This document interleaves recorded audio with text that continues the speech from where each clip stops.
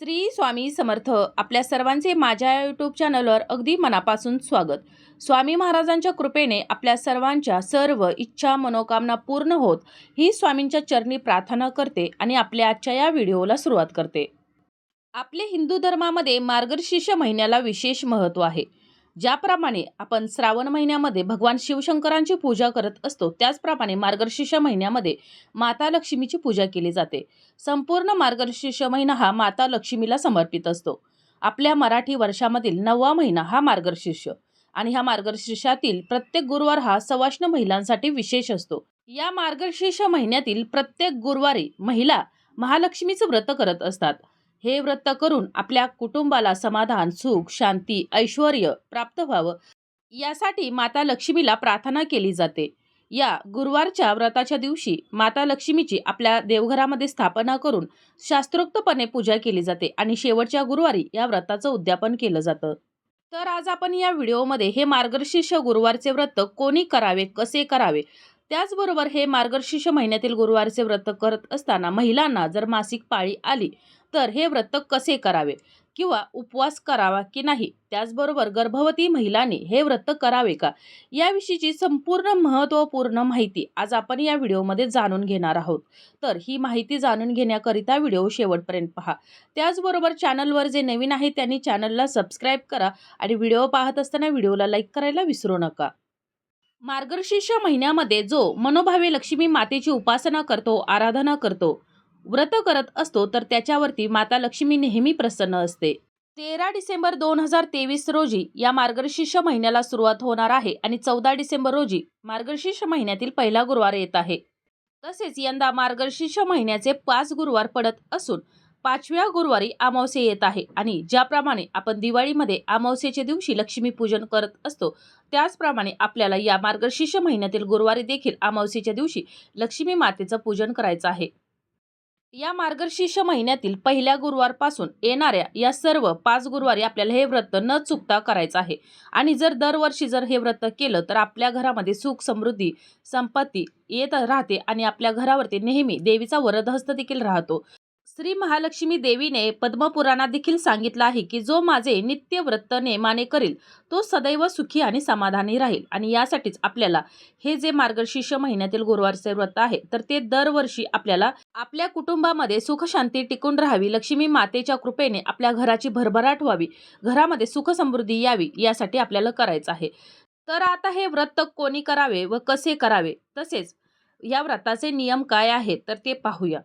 हे व्रत आपण सुख, समाधान, ऐश्वर्य, शांती प्राप्त व्हावी, लक्ष्मी मातेची सदैव आपल्यावर कृपा राहावी म्हणून आपल्याला करायचं आहे.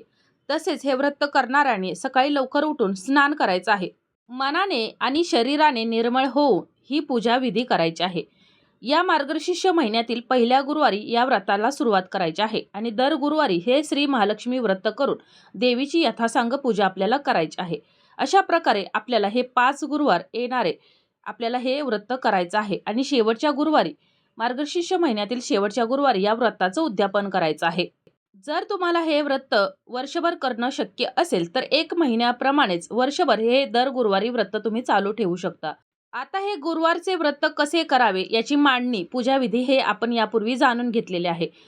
तर विधिवत लक्ष्मी मातेची पूजा झाल्यानंतर आपल्याला महालक्ष्मी व्रताची कथा वाचायची आहे, महात्म्य वाचायचं आहे आणि त्यानंतर आरती देखील करायची आहे. आणि यानंतर येणारे मार्गशीर्ष महिन्यातील सर्व गुरुवार आपल्याला याचप्रमाणे व्रत करायचं आहे, उपवास करायचा आहे, पूजाविधी करायचा आहे आणि उद्यापनाच्या दिवशी नेहमीप्रमाणे पूजा, आरती, कहाणी वाचन झाल्यानंतर 7 सुवासिनी किंवा 7 कुमारिकांना श्री महालक्ष्मी स्वरूप समजून हळदी कुंकू देऊन त्यांना प्रसाद म्हणून एक फळ आणि एक या व्रतकथेची प्रत अवश्य द्यावी. जर आपल्याला शक्य असेल तर ब्राह्मणांना शिदा देऊन, दक्षिणा देऊन नमस्कार करायचा आहे. त्याचबरोबर हे मार्गशीर्ष महिन्यातील गुरुवारचे व्रत कोणीही करू शकतं, म्हणजेच पुरुष करू शकतात, स्त्रिया करू शकतात, त्याचबरोबर कुमारिका देखील करू शकतात.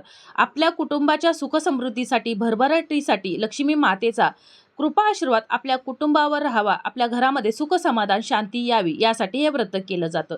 आणि त्यासाठीच हे व्रत कोणीही केलं तरी, म्हणजेच घरातील स्त्रीने केलं किंवा पुरुषाने केलं किंवा स्त्री पुरुष दोघांनी मिळून देखील हे व्रत केलं तरी देखील चालू शकतं. त्याचबरोबर कुमारिका हे व्रत आपल्याला योग्य वर पती म्हणून लाभावा यासाठी हे व्रत करत असतात.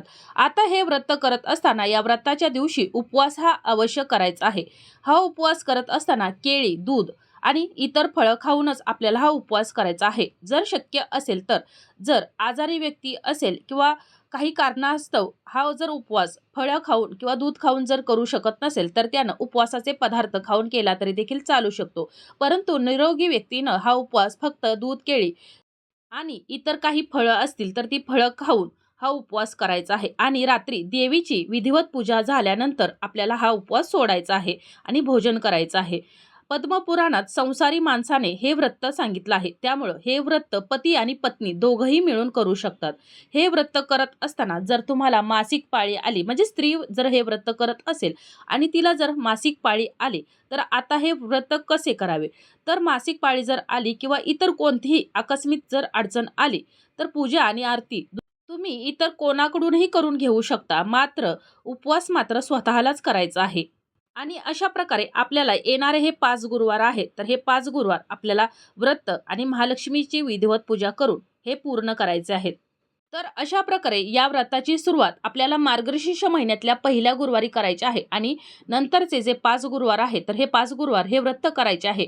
माता लक्ष्मीची विधिवत पूजा करायची आहे, उपासना करायची आहे, आराधना करायची आहे. माता लक्ष्मीला आपल्या सुखी कुटुंबासाठी प्रार्थना करायची आहे. घरामध्ये सुख शांती नांदावी, घरामध्ये सुख समृद्धी यावी यासाठी प्रार्थना करायची आहे. तर आता हे गुरुवारचे व्रत पुरुषांनी करावे का? केले तर कसे करावे? तर हे पुरुषांनी व्रत केले तर देखील चालू शकते.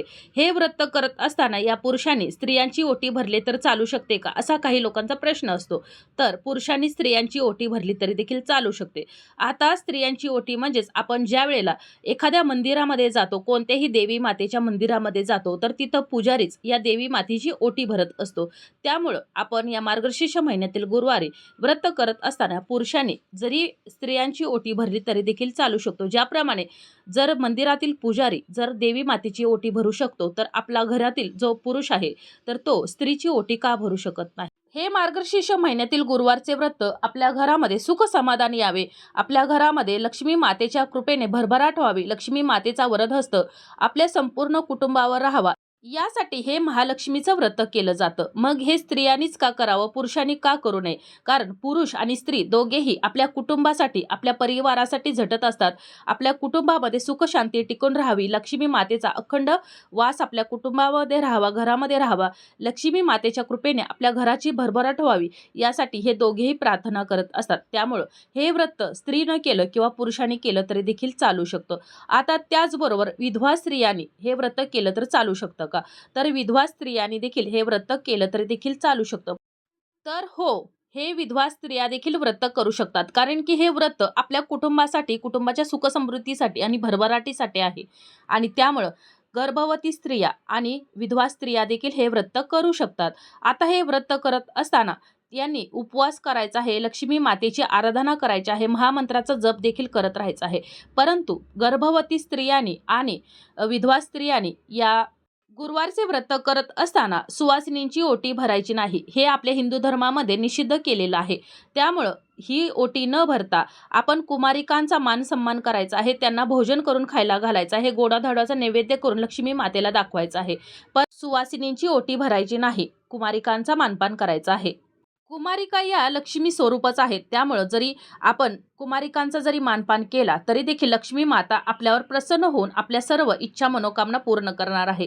आणि आपण हे गुरुवारचे व्रत आपल्या घराच्या भरभराटीसाठी, आपल्या घरामध्ये असणारे दारिद्र्य दूर होण्यासाठी, आपल्या मुलाबाळांची प्रगती होण्यासाठी, घरामध्ये सुख समृद्धी यावी यासाठी करत असतो. त्यामुळे हे व्रत पुरुषांनी केलं, स्त्रियांनी केलं किंवा कुमारिकांनी केलं तरी देखील चालू शकतं. त्याचबरोबर गर्भवती स्त्रिया आणि विधवा स्त्रियांनी जरी केलं तरी देखील चालू शकतं.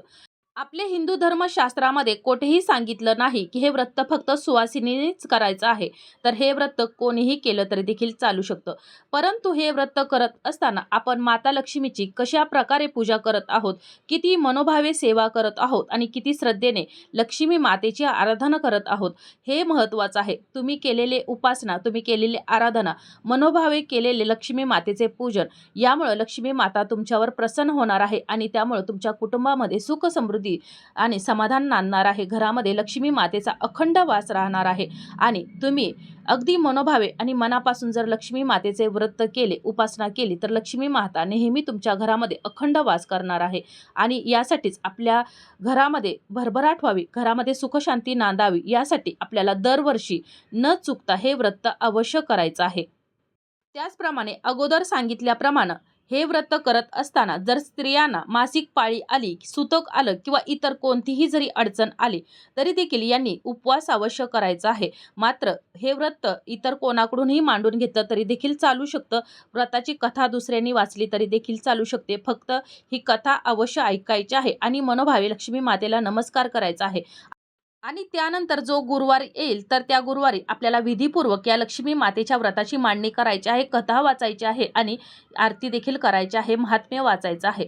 अशा प्रकारे तुम्हाला हे महालक्ष्मीचे व्रत पहिल्या गुरुवारी सुरू करायचं आहे आणि शेवटच्या गुरुवारी उद्यापन करायचं आहे. तर अशा प्रकारे आपल्याला मार्गशीर्ष महिन्यातील पहिल्या गुरुवारी या व्रताला सुरुवात करायची आहे, उपवास करायचा आहे आणि माता लक्ष्मीची विधिवत पूजा करायची आहे.